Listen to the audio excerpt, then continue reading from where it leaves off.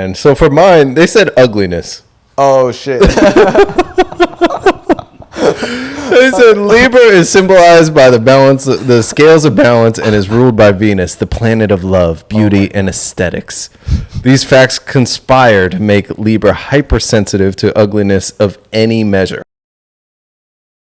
They listed the worst love matches for every zodiac sign. So I'll start with Aries, because they said the worst match for an Aries is another Aries. Wow, who would have thought?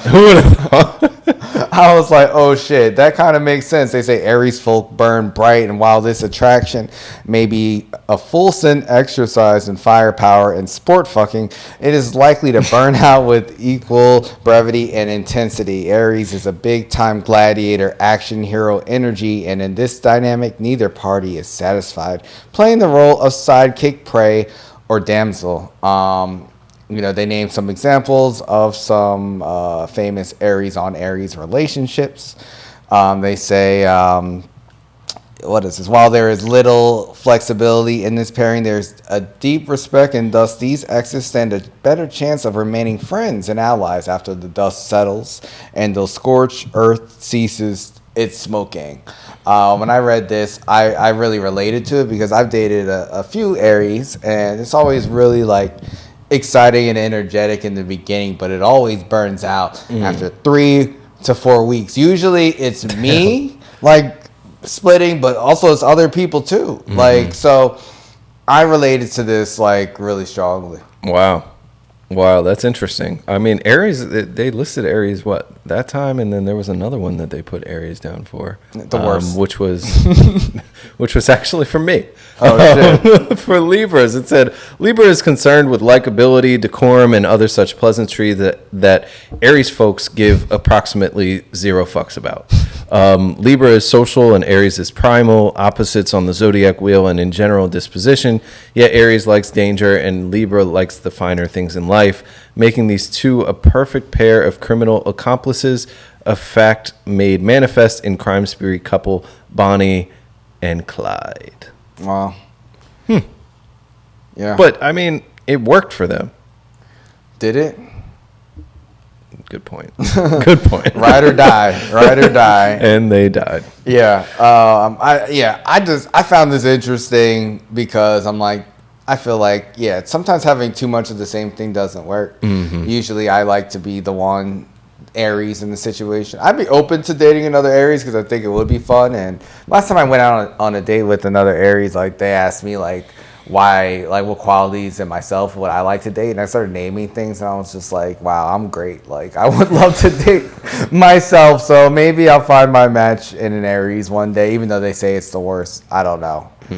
But yeah, they say for Taurus the worst match is Sagittarius. Gemini worst is Scorpio. Cancer worst is Aquarius, which we're in now. Leo, the worst match is Virgo. Virgo, the worst match is Libra. Libra, Aries, as you said. Scorpio, worst match is Gemini, which, it was the same for the opposite. Sag, worst is Cancer. Capricorn, worst is Leo, which that's Michelle and Barack Obama signs. Oh, wow. And Pisces, for you, Troy, the worst match is Capricorn. Which was surprising to me because I feel like water and earth signs should go together, but they're saying that they don't go well. Yeah, I don't know. It's funny. One of my good friends, my best friend, is Capricorn, and we get along pretty well. But I mean, reading this one, I was like, usually a lot of these are like kind of spot on, but this one, I was like, they're talking about like Skittles and like dreams and a handful of quartz and stuff, and I was like, they lost me on this one. Missed? Yeah, I was like, I don't know what they're talking about. A lot of fluff. Yeah. And they also noted not only the worst matches, but we have the biggest turnoffs for each sign. This is something I also really related to for Aries. They say the biggest turnoff for Aries is inauthenticity. Oh my God. Inauthenticity. Oh my God. Inauthenticity. Inauthenticity. Too many vowels in that word. Inauthenticity, okay, is the worst thing. Aries will always allow for the unhinged and the uncouth, but they do not tolerate the fake.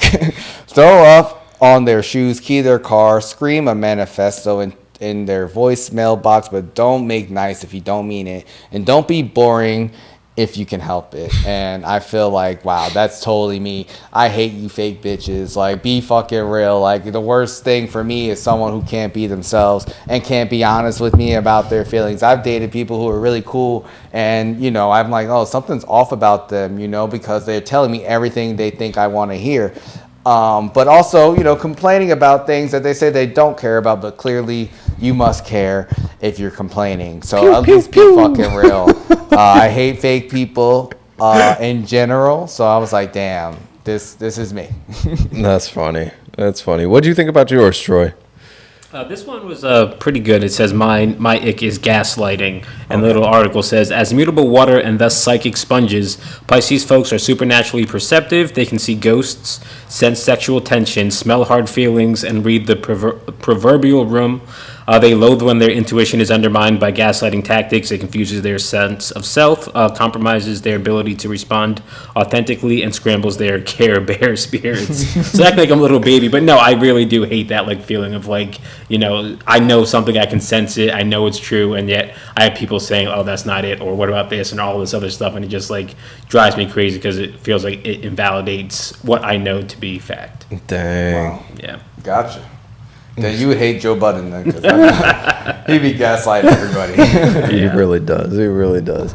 Oh, man. So for mine, they said ugliness. Oh, shit. They said Libra is symbolized by the scales of balance, and is ruled by Venus, the planet of love, beauty, and aesthetics.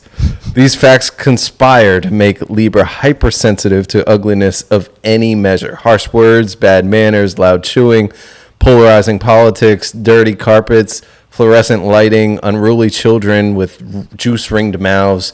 Be pretty or be banished. Wow. You agree with this, sir?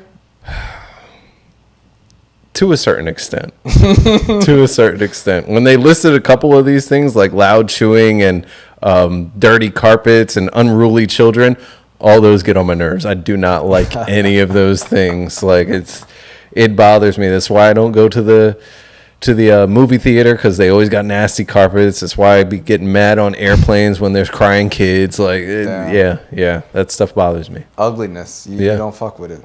I don't blame you.